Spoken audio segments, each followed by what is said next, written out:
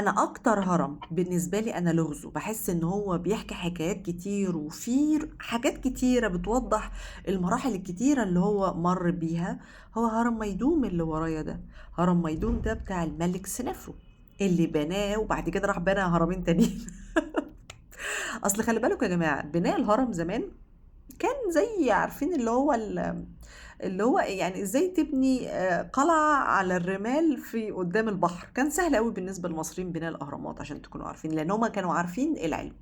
الهرم اللي ورايا ده لو أنتم ركّزتوا فيه هتلاحظوا إن هو بيربط ما بين هرم زوسر المُدرّج وهو أول هرم اتبنى في الحضارة المصرية القديمة وأول مبنى حجري اتبنى في العالم، وما بين هرم خوفو الكامل المُكتمل اللي ما فيش زيه أبدًا في أي حتة في العالم، بما فيها حتى مصر. هرم خوفو كبير أوي يا جماعة ومُكتمل والمجموعة الجنائزية بتاعته مُكتملة، قصة كبيرة يعني.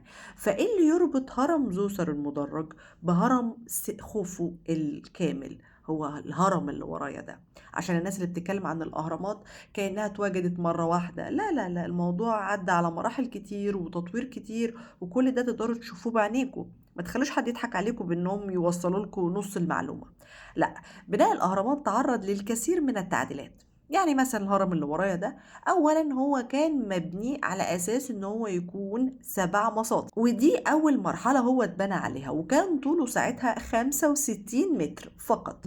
المهم بعد كده الملك سنفرو قال لأ، أنا هاخلّيه 8 مصاطب، وهاعلّيه شوية كمان، وهاخلّي طوله 85 متر، ودي تاني مرحلة الهرم ده مَر بيها. آخر مرحلة ودي المرحلة الأخيرة وهو البناء الخارجي اللي أنتم شايفينه ده، يعني بُصّوا ده بيتهيأ لي ده إضافات صح؟ وده المصاطب. لو الموضوع على فكرة يا جماعة مش زي ما أنتم فاكرين، في كلام المبنى بيحكيه.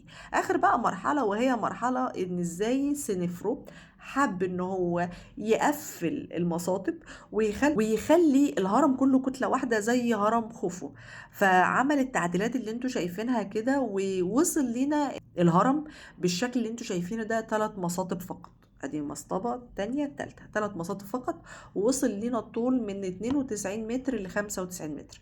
فهنا نقدر نقول إن الملك سنفرو هو اللي عمل حلقة وصل وطوّر لينا الأهرامات بحيث إنها وصلت في عهد ابنه بالشكل اللي أنتم شايفينه في هضبة الجيزة. فده النية في تحويل الأهرامات المدرجة للأهرامات الممتلئة.